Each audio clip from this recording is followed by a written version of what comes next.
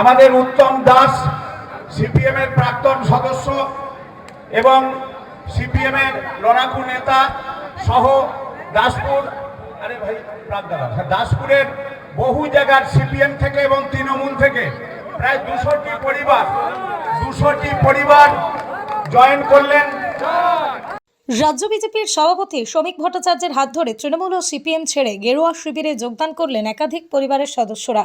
BJP নেতাদের দাবি প্রায় 200টির অধিক পরিবার বিজেপিতে যোগদান করেছে। উল্লেখ্য, গতকাল দাসপুর সবুজ সংঘের মাঠে বিজেপির একটি দলীয় কর্মসূচি ছিল। সেই কর্মসূচিতে সামিল হয়েছিলেন বিজেপির রাজ্য সভাপতি শ্রমিক ভট্টাচার্য। এই সভাতে শ্রমিক ভট্টাচার্যের হাত ধরে তৃণমূল ও সিপিআইএম ছেড়ে একাধিক ব্যক্তি বিজেপিতে যোগদান করেন।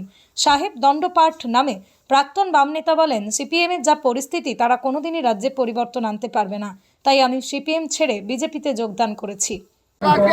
বিজেপিতে যোগদান করলেন, আগে কোন দলে ছিলেন? আমি দীর্ঘ ছোটবেলা থেকে রাজনীতির সঙ্গে যুক্ত সরাসরি।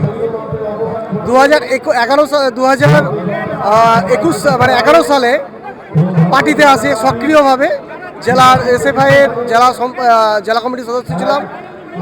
20 সাল থেকে পার্টির সঙ্গে কোনো টাচ নেই।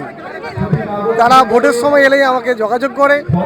আজকে দেখলাম যে কয়েকদিন যাবৎ পশ্চিমবঙ্গের যা হাল হকিকত, এখানে সিপিএম কোনো মতেই সম্ভব নয় পরিবর্তন আনার। এই জন্যেই অ্যাকচুয়ালি এলাম। আর সিপিএমে ছিলাম, এসএফআই পশ্চিম মেদিনীপুর জেলা কমিটির প্রাক্তন সদস্য। গোটা বাংলা, পশ্চিম বাংলা যাচ্ছে পরিত্রাণ, আর সেই পরিত্রাণ যাত্রায় আমার আজকে যোগদানটা আমি মনে করি মাথার উপর একটা ভালো দিন। এই জন্যেই আজকে আমি জয়েন করলাম। আমার নাম সাহেব দণ্ডপাঠক। যদিও এই যোগদান কর্মসূচি নিয়ে কটাক্ষ করেছেন দাসপুরের সিপিএম নেতা রঞ্জিত পাল। বিজেপি করে যে এলাকায় বাড়ি সেই এলাকার আমাদের পার্টির যে সাংগঠনিক কাঠামো আছে, তার শাখা এরিয়া, তার সঙ্গে কোনো সম্পর্ক নেই, কোনো মিটিং মিছিলে কোনোদিন আসেনি।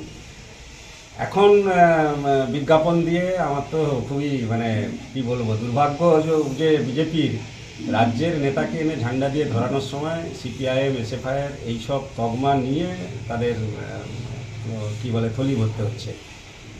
দাসপুরে সহ গোটা পশ্চিমবাংলাতেই বিজেপির যা হাল, তাতে এটাই বোঝা যাচ্ছে যে বামপন্থী আন্দোলনের নেতা কর্মী তাদের বিষয় সম্পর্কে মানুষের মধ্যে যে ধারণা, সেই ধারণাকে পুঁজি করে নিয়ে সেই 16 সালে থেকে পার্টির সঙ্গে সম্পর্ক না থাকা, কোনো একটা দিন কলেজে এসএফআই করতো, তার কারণে জেলা স্তরে যোগাযোগ ছিল, তার নাম ভাঙিয়ে আজকে নির্বাচনী পাককালে এই ধরনের প্রচারকে সামনে আনতে হচ্ছে।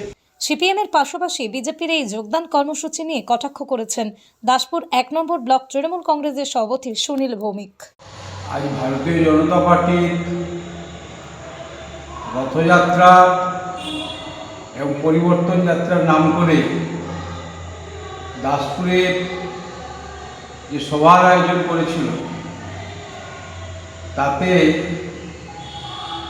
কিছু নাকি তৃণমূল এবং সিপিএমের কিছু পরিবার তাদের দলে যোগদান করেছে। এটা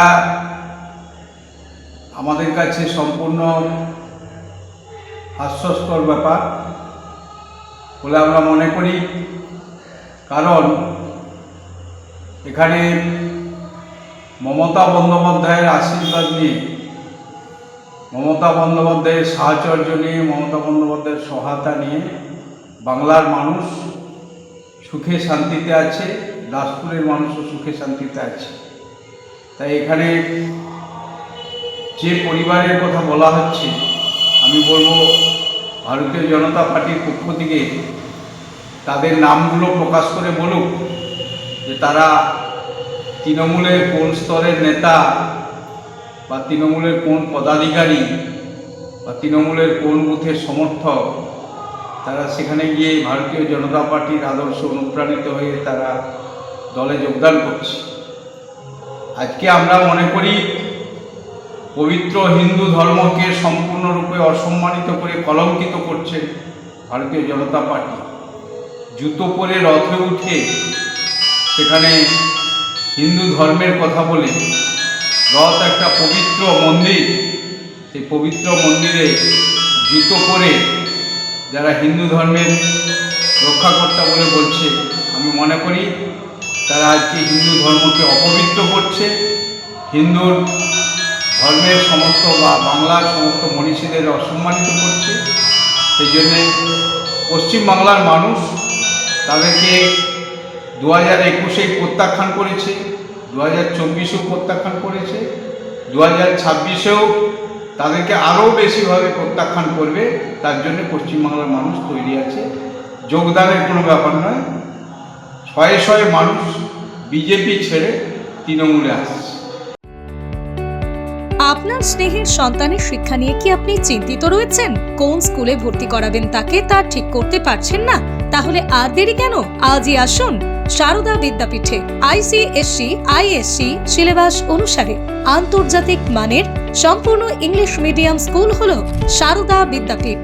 smart class, play zone, play house, computer class, dance class, পরিশ্রুত পানীয় জল, সিসিটিভি ক্যামেরা, সুবিশাল campus, library, convent educated teaching staff ছাড়াও একাধিক সুযোগ সুবিধা রয়েছে সারদা বিদ্যাপীঠে। প্লে গ্রুপ থেকে দ্বাদশ শ্রেণী পর্যন্ত পাঠ্যক্রম রয়েছে এই প্রতিষ্ঠানে। ঠিকানা বসন্তপুর, আরামবাগ, হুগলি। বিস্তারিত জানতে যোগাযোগ করুন 9239477487 অথবা 6295202439 এই নম্বরে।